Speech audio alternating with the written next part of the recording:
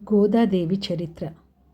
విష్ణుచిత్తుల కుమార్తె శ్రీరంగనాథుడిని భర్తగా కోరుకుంది. తులసీమాలలతోనే పూజలు చేసి తిరుప్పావై, నాచియార్, తిరుమొలి వంటి అద్భుతమైన సాహిత్యాన్ని రచించిన ఏకైక మహిళా ఆల్వార్. ఆమె కథను విష్ణు భక్తితో ముడిపెట్టి ధనుర్మాసంలో ప్రత్యేకంగా జరుపుకుంటారు. గోదాదేవి జీవితం భగవంతుడిపై సంపూర్ణమైన ప్రేమ, లొంగుబాటుకు నిదర్శనం. ఆమె కథ, ఆమె రచనలు భక్తి మార్గానికి మార్గదర్శకంగా నిలుస్తాయి. అంటే మహోన్నతమైన ఆమె కథను మనం ఇప్పుడు తెలుసుకుందాం. వైష్ణవ సాంప్రదాయం ప్రకారం శ్రీ ఆండాల్ తమిళనాటి శ్రీ విల్లిపుత్తూర్లోని వటపత్రశాయి మందిర తులసీవనంలో కలియుగ ఆదిలో అనగా 93 సంవత్సరంలో అవతరించినది. ఎలాగైతే జనక మహారాజుకి సీతాదేవి లభించినదో విష్ణుచిత్తుల వారికి శ్రీవిల్లిపుత్తూర్ నందనవనంలో ఆండాళ్ ఒక తులసి చెట్టు వద్ద లభించింది. తమిళంలో కోదై అనగా తులసిమాల అని అర్థం. కాబట్టి తండ్రి ఆమెను కోదా అని పిలిచేవారు. క్రమేపీ ఆ పేరే గోదాగా మారింది. తండ్రి పెంపకంలో ఆమె అత్యంతమైన కృష్ణ భక్తితో పెరిగింది. విష్ణుచిత్తుల వారు ప్రతిరోజు తులసీమాలను తయారు చేసి ఒక బుట్టలో ఉంచి తిరిగి తన కార్యక్రమాలు పూర్తి చేసుకొని ఆ మాలను దేవాలయానికి తీసుకెళ్ళి వటపత్రశాయి మూర్తికి సమర్పించేవాడు.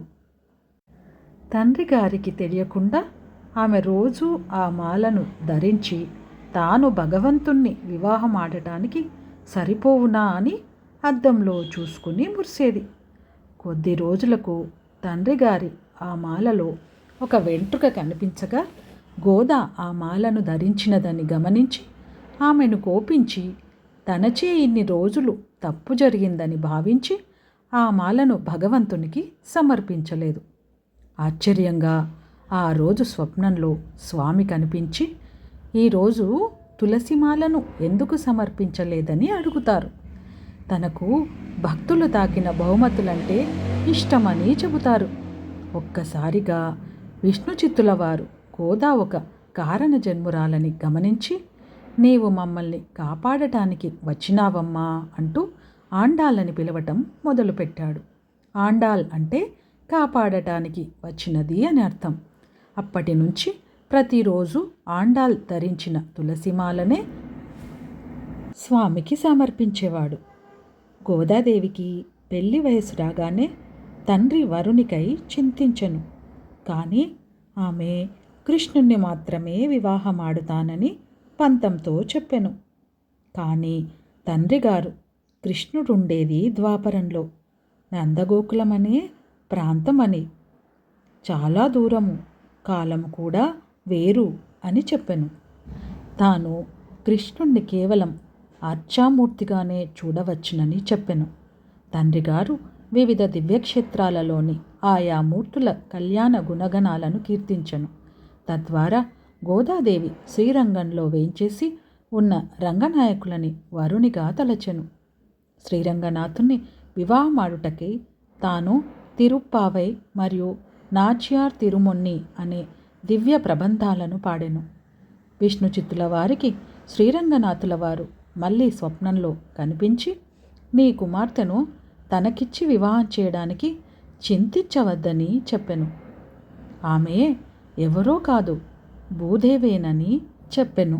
అదే విధముగా శ్రీరంగంలోని దేవాలయ పెద్దలకు కూడా స్వప్నంలో కనిపించి తన వివాహంనకై శ్రీవిల్లిపుత్తూరు నుండి గోదాదేవిని పల్లకిలో తెమ్మని చెప్పెను.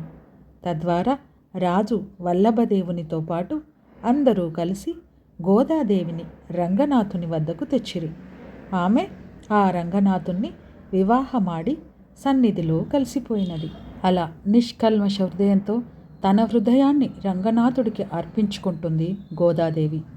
చివరి పాశురంలో ఫలశ్రుతి చెబుతూ ఎవరైతే ఈ పాశురాలు గానం చేస్తారో వారికి భగవంతుడి అనుగ్రహం తప్పకుండా కలుగుతుందని చెబుతుంది.